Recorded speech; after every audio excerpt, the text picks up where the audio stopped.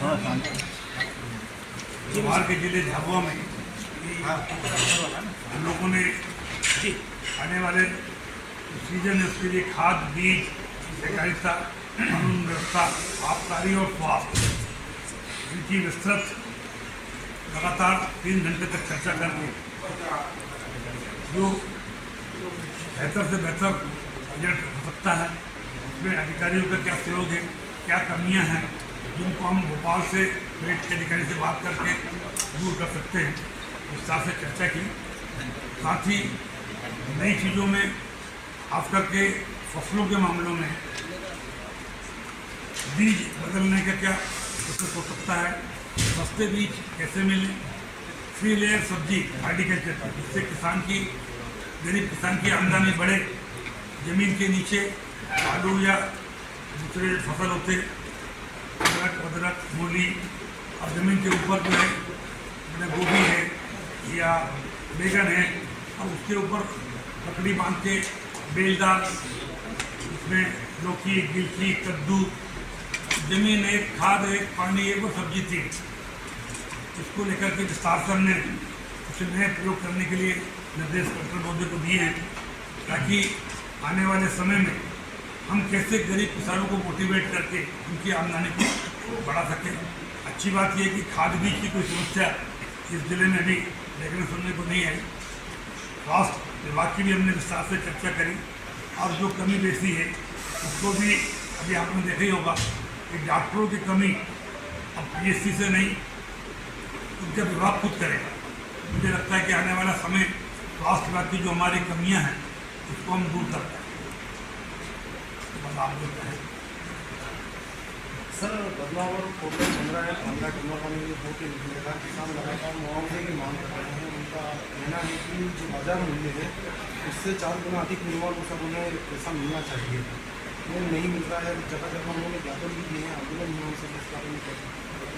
जहाँ तक मेरी जानकारी है कि कोई भी अधिसूचना जारी जब होती है, पिछले डेट से मुझे लगता जारी नहीं, जो सुप्रीम कोर्ट के मार्गदर्शन में जो अधिसूचना जारी हुई है उसके बाद तो कोई शिकायतें कहीं नहीं है। उसके पहले का कोई प्रकरण है तो वो सहानुभूतिपूर्वक हम मुख्यमंत्री के सामने रखेंगे कि सर ये समस्या हमारे पास आई थी, ये किसान भी ऐसा ऐसा इसलिए चाह रहे हैं, ये नए जो अधिसूचना के बाद जिनको फायदा हो रहा है ये अधिसूचना के पहले के हैं, तो उनको सहानुभूति विचार करके क्या उनके हित में हो सकता है, CM साहब से जो बात।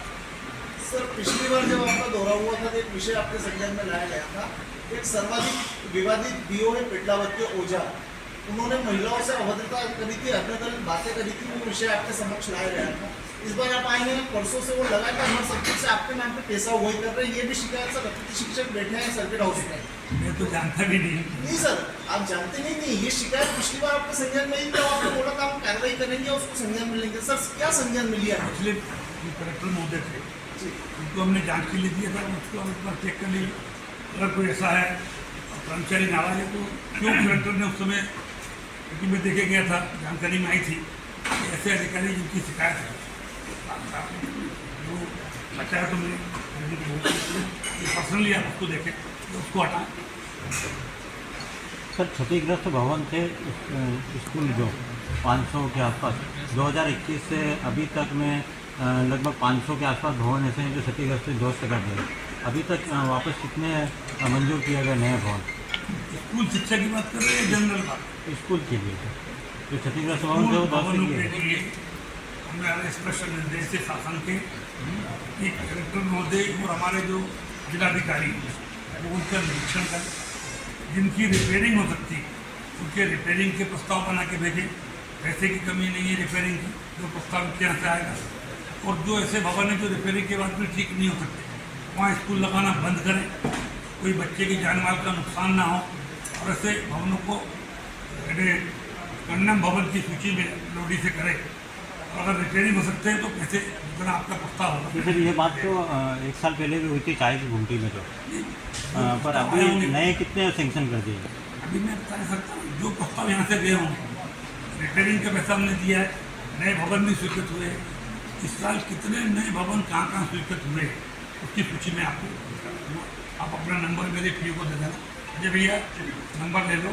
जितने भवन पहली से 10वीं तक हम भवन उपलब्ध नहीं कराते, राज्य शिक्षा केंद्र उपलब्ध कराता है। हम केवल 11वीं और 12वीं के भवन उपलब्ध कराते हैं। राज्य शिक्षा केंद्र ने कितने भवन उपलब्ध कराए, कितनी राशि के कराए, वो एक जानकारी से फ्री सवाल। ठीक है भाई? ठीक है। सर एक महाविद्यालय थानला में थानला विकास खंड की बात कर रहे हैं सर हम।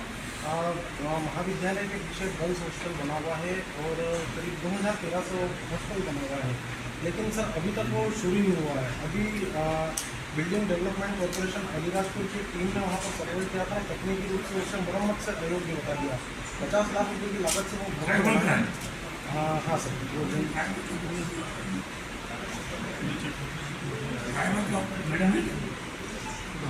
मैडम है क्या? बाहर एक भी बार सर वो भवन में यूज ही नहीं हुआ सर। वो पूरा 50 लाख रुपये का भवन पूरा अभी डिपार्टमेंट कौन सा? एक बार आप सब दिखवा दो। ये कोई हॉस्टल बता रहे हैं नया बना है, यूज नहीं हुआ, कंडम होगा। शासकीय महाविद्यालय के पीछे वो अपने ट्राइबल डिपार्टमेंट महाविद्यालय के पीछे थानला विकास खंड में एक हॉस्टल बना हुआ है 2013 नहीं, अपना तो नहीं है। हाँ 13 में बना है। अरे ट्राइबल का तो नहीं है।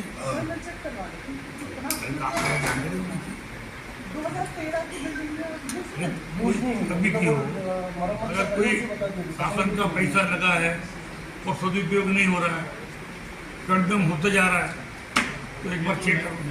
ऐसे तो फिर बहुत सारे भवन हैं जिले में। कलेक्टर महोदय इसी को लगा दें, अभी हमारे हम लोग सर्वे एक बार चेक करा लीजिए। कोई भी कंडम है अगर मेरे डिपार्टमेंट का हुआ तो तत्काल पैसा आएगा, और बाकी नहीं तो फिर संबंधित जो विभाग है उसको मैं भी चिट्ठी लिखूँगा, तो कलेक्टर साहब भी चिट्ठी लिखेंगे। सोमवार मंगलवार को मैं भोपाल रहता हूँ। अगर किसी भी डिपार्टमेंट से रिलेटेड मैटर है तो यहाँ से उस डिपार्टमेंट के अधिकारी को डिमांड के साथ आप मेरे साथ भिजवा। Thank you so much.